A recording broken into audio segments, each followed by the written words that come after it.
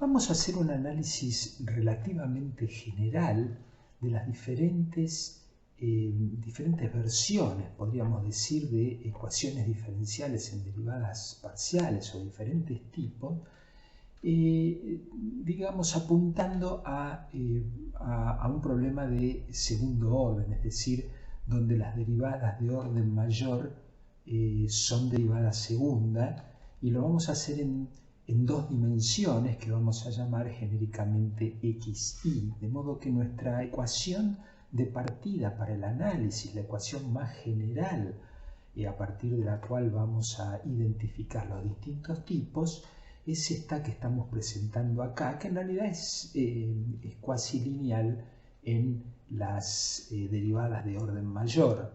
Aparecen tanto las, digamos, derivadas directas respecto de x y de y como la derivada cruzada, y después un término a la derecha que, bueno, puede ser totalmente no lineal y que depende de x y de la función incógnita u y de sus primeras derivadas.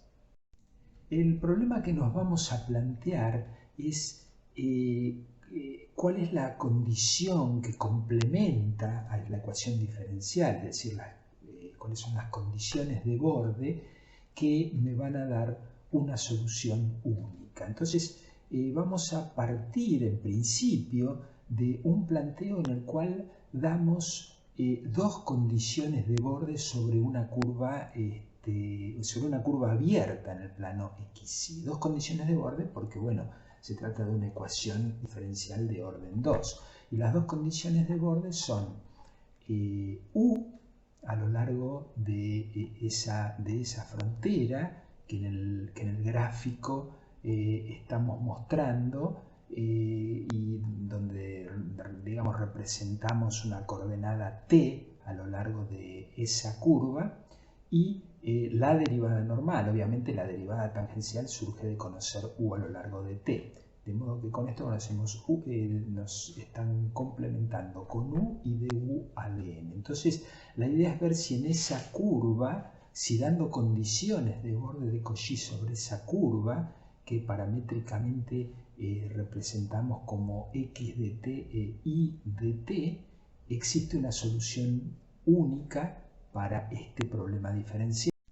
Fíjense que en este gráfico, además de la curva sobre la cual damos las condiciones de borde de Cauchy, estamos esquematizando lo que sería la solución. Es una vista tridimensional, obviamente, que sería esa superficie que está limitada por lo que ahí se llama una curva soporte que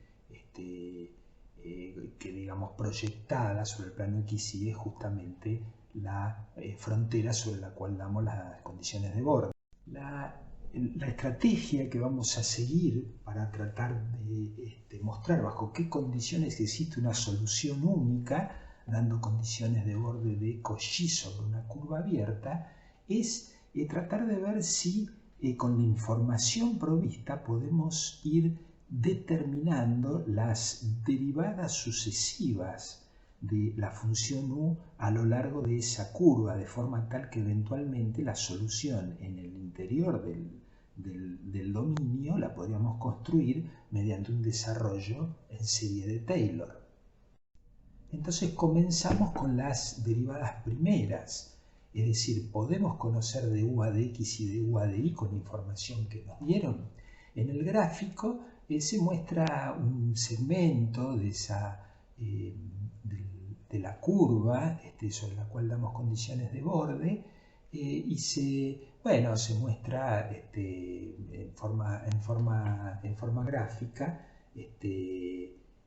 cómo se relaciona o cómo obtener el versor tangencial a partir de la ecuación paramétrica de la curva, ¿no? De x a de t, de y a de t son las componentes. Y obviamente también podemos obtener el versor normal, ya que, bueno, su producto escalar con t tiene que ser 0, de modo que salen esas componentes de la normal, ahí pusimos dy de t menos dx a de t, o puede ser la inversa, dependiendo para dónde esté. Apuntamos a la normal exterior, o sea, tenemos que definir entonces hacia qué lado, digamos, está el dominio donde queremos obtener la solución. Entonces, aquí hemos representado la derivada tangencial y la derivada normal de u, que surgen de hacer el producto escalar del gradiente por los respectivos versores, y en consecuencia desarrollados dan las expresiones de los terceros miembros de estas dos ecuaciones, ¿sí?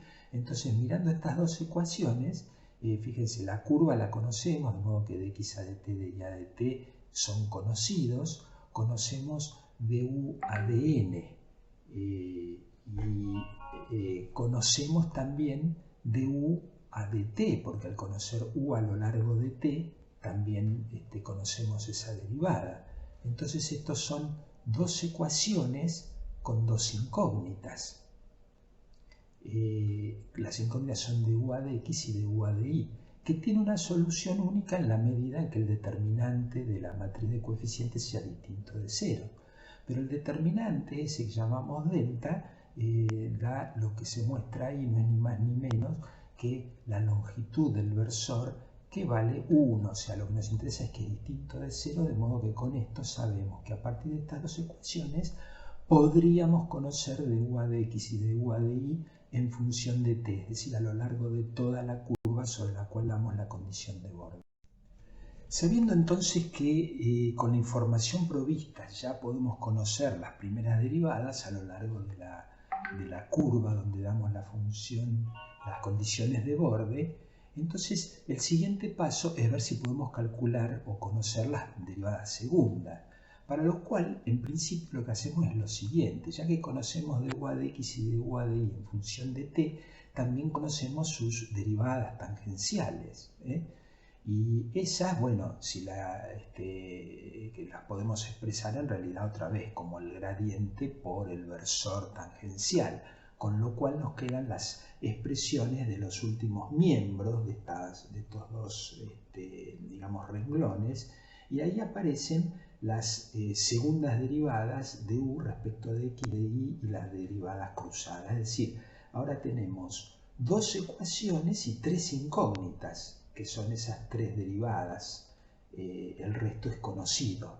Nos faltaría una ecuación. Bueno, pero la tercera ecuación que estamos necesitando no es ni más ni menos que la propia ecuación diferencial. Entonces, aquí estamos expresando en forma matricial el sistema de 3×3 que nos queda, con las dos ecuaciones que surgen de las condiciones de borde en primera, segunda fila, y en la tercera fila hemos puesto la ecuación diferencial, y entonces tenemos las tres incógnitas, el vector de incógnita, que son esas tres digamos, derivadas segundas, y obviamente el miembro de la derecha, donde tenemos todo lo que es, digamos, conocido, datos. Nuevamente, para que este problema tenga solución, el determinante de la matriz de coeficientes tiene que ser distinto de 0.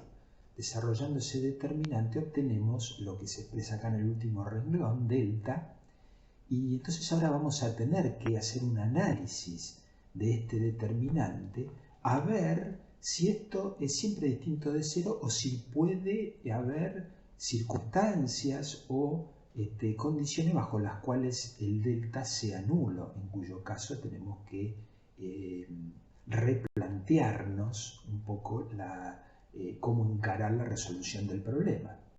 Es importante señalar que si cerramos el problema para las derivadas segundas, luego para las derivadas sucesivas, terceras, cuartas, etc., todo cierra automáticamente. No lo vamos a demostrar, pero esto es importante porque significa que este es el paso final de nuestro análisis. Si nosotros cerramos para las derivadas segundas, de alguna manera estamos mostrando que todas las derivadas de orden superior podrían ser calculadas a partir de las condiciones de borde provistas, y en consecuencia que existe solución del problema. Para hacer este análisis sobre el determinante, en realidad lo interesante es buscar justamente los casos singulares, es decir, bajo qué circunstancias el delta sería igual a 0. Entonces, tomando la expresión que mostramos en la diapositiva anterior, se deduce rápidamente que sería 0 sobre aquellas curvas que tienen localmente pendientes iguales a lo que se expresa acá en el segundo miembro. Es decir, en realidad hay dos familias de curvas, son dos pendientes. Es decir, en cada punto habría dos curvas con pendientes distintas, una con el signo más y otra menos en la raíz, donde el determinante sería 0 en la medida en que el miembro de la derecha sea real, es decir, que el radicando sea mayor o igual que 0. ¿Sí? En ese caso, entonces, sí sacaríamos las dos familias de curvas que acá la hemos representado formalmente como la familia alfa xy igual a constante y otra forma funcional beta de xy igual a constante, que serían dos familias de curvas características que se cortan entre sí en la medida otra vez en que el radicando no sea negativo. En el caso particular en que A, B y C fueran constantes, es decir, no dependieran de X y de Y, entonces obviamente las dos pendientes de Y a de X son también constantes. Las hemos llamado C1 y C2. Y bueno, entonces quiere decir que si las pendientes son constantes, son dos familias de rectas. Entonces estas funciones alfa y beta de xy serían estas que se muestran aquí, muy sencillas, y menos C1x y menos C2x igual a constantes. Llegamos así al criterio para clasificar los tres distintos tipos de ecuaciones diferenciales en derivadas parciales. Vamos a decir que las ecuaciones son de tipo hiperbólicas cuando el radicando es mayor que 0 y en consecuencia aparecen dos curvas características que son reales, ¿sí? Están en el campo de los reales, de modo que existen. Bueno, vamos a tener que hacer el análisis para ver cómo esto se relaciona con el tema propagación de ondas. Pero vamos a llamar elípticas aquellas en que el radicando es menor estrictamente que 0, en cuyo caso esas pendientes serían complejas, es decir, no existen curvas realmente donde se cumpla esa condición, que querría decir que el determinante siempre es distinto de 0 y en principio entonces sí tendríamos ahí una solución. El único caso que podríamos garantizar una solución con las condiciones de borde que hemos dado. Vamos a ver que esto tiene igual sus limitaciones, lo vamos a ver más adelante.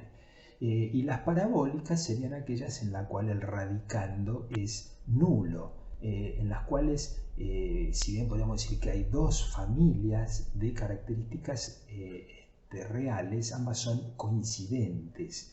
Y en realidad eso le cambia el carácter un poco al problema. Vamos a ver luego más adelante entonces cómo eso se relaciona con el proceso de difusión.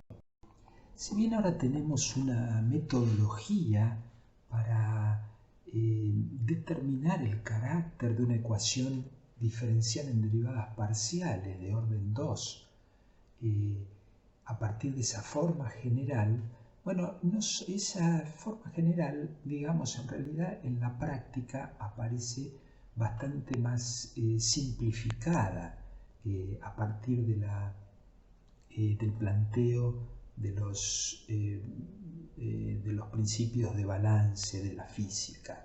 Entonces vamos a introducir ahora lo que vamos a llamar formas normalizadas de los distintos tipos, que permite un reconocimiento rápido y por visualización de frente a qué tipo de problemas estamos parados.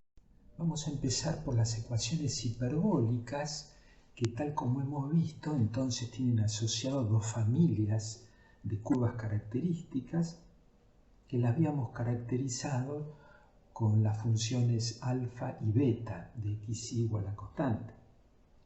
Bueno, si partiendo de esa forma, digamos, matemática de expresión de las características, si uno ejecuta un cambio de variables a las coordenadas nu y w, o sea, desde x, y a través de alfa y beta pasamos al sistema VW definido por alfa más beta sobre 2 y alfa menos beta sobre 2, es relativamente directo mostrar que la forma de la ecuación diferencial adquiere el aspecto que se muestra en este segundo renglón, y lo importante acá es ver que las derivadas de orden mayor aparecen sin la derivada cruzada y con las dos derivadas directas con signo opuesto. Es decir, no aparece la derivada cruzada y las otras dos tienen signo opuesto. El resto pasa al término de la derecha, digamos. Entonces esta es la forma como aparece en general y como uno identifica un problema hiperbólico en dos dimensiones, digamos. En el caso de las ecuaciones elípticas hacemos una transformación similar. Claro, en este caso alfa y beta serían complejos, pero son complejos conjugados, con lo cual estas dos combinaciones, V y W así definida, dan formas reales. Y justamente entonces pueden ser tomadas como un nuevo sistema de coordenadas construido a partir de x, y. Si operamos con ellas, llegamos a la forma que se muestra allí abajo, y es otra vez sin derivadas cruzadas, pero los términos de las derivadas de orden 2 tienen el mismo signo. Esa es la forma como se la identifica, como se identifica un problema elíptico.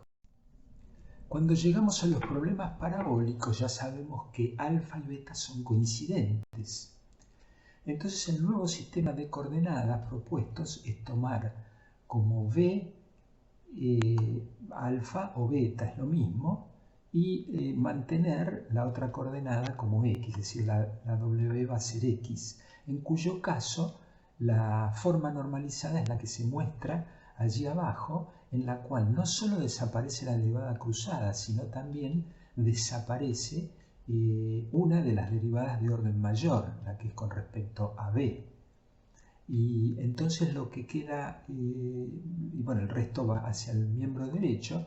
Entonces esa es la forma de reconocer un problema parabólico en el cual uno de los coeficientes de la derivada de orden mayor es nulo.